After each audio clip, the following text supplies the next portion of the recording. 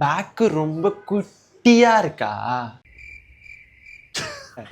இன்னைக்கு வந்து நம்ம ஒரு மஜ்ஜாவான பேக் ஒர்க் அவுட் தான் பார்க்க போறோம். பிடிச்சிருந்தா ட்ரை பண்ணி பாருங்க. அதுக்கு முன்னாடி இந்த மாதிரி மஜ்ஜாவான ஃபிட்னஸ் டிப்ஸ் கொடுக்குறேன்னா மஜ்ஜாவா ஃபாலோ பண்ணிக்கோங்க. ஸோ ஃபர்ஸ்ட் ஒர்க் அவுட் வந்து வெயிட்டட் புல்அப்ஸ். நான் ரீசெண்டாக அதை பண்ண ஆரம்பித்தேன். ஒரு 1.5 months பண்ணிட்டு இருக்கேன். பண்ண ஆரம்பிச்சதுலேருந்து என்னோட பேக் திக்னஸ்லாம் செம்மையாக இம்ப்ரூவ் ஆயிருக்கு. அப்புறம் என் ஸ்ட்ரென்த்தும் மஜாவாக இன்க்ரீஸ் ஆச்சு. இது 2 செட்டு 5 to 7 rep ரேஞ்சில் க்ளோஸ் டு ஃபெயிலியர் போட்டு நெக்ஸ்ட் ஒர்க் அவுட்டுக்கு போயிடுவேன். நெக்ஸ்ட் ஒர்க் அவுட் வந்து மிஷின் ரோஸ் வைட் ட்ரிப்பில் போடுவேன். ஸோ உங்ககிட்ட இது இல்லைன்னா நீங்கள் நார்மலாக டம்பல் ரோஸ் கூட போடலாம். ஸோ யூஸ்வலாக பேக் ஒர்க் அவுட்டுக்கு வந்து ஒரு வெர்டிக்கல் புல், ஒரு ஹாரிசான்டல் புல், அப்புறம் ஏதாவது ஐசோலேஷன், லேட் ஐசோலேஷன் அந்த மாதிரி ஏதாவது பண்ணிக்கலாம். நான் ஏன் வைட் கிரிப்பில் போடுறேன்னா ஒரு அப்பர் பேக் ஃபோக்கஸ்டாக போடுறதுக்காக போடுறேன். உங்களுக்கு வேணா நீங்கள் க்ளோஸ் கிரிப் லேட் ஃபோக்கஸ்டாக கூட போட்டுக்கலாம். அப்புறம் லாஸ்ட்டாக லேட் புல்லோவர் போடுவேன். கேபிளில், ரோப்பில், இல்லை இந்த ஸ்ட்ரைட் பாரில் ஏதாவது ஒன்றுத்தில் போட்டு முடிச்சிடுவேன். அப்புறம் லாஸ்ட்டாக உங்களுக்கு வேணா ட்ராப்ஸ் ட்ரெயின் பண்ணிக்கலாம். பார்பல் ஷக்ஸ் இல்லை டம்பல் ஷக்ஸ் ஏதாவது ஒன்று போட்டு முடிச்சிடலாம். நான் யூஸ்வலாக இந்த 3 ஒர்க் அவுட் தான் போடுவேன். என்னடா 3 ஒர்க் அவுட்லேயே பேக் ஒர்க் அவுட் முடிச்சிட்டேன், இதை போட்டால் இவ்வளோ பெருசாக இருக்கு அப்படின்னு கேட்டிங்கன்னா,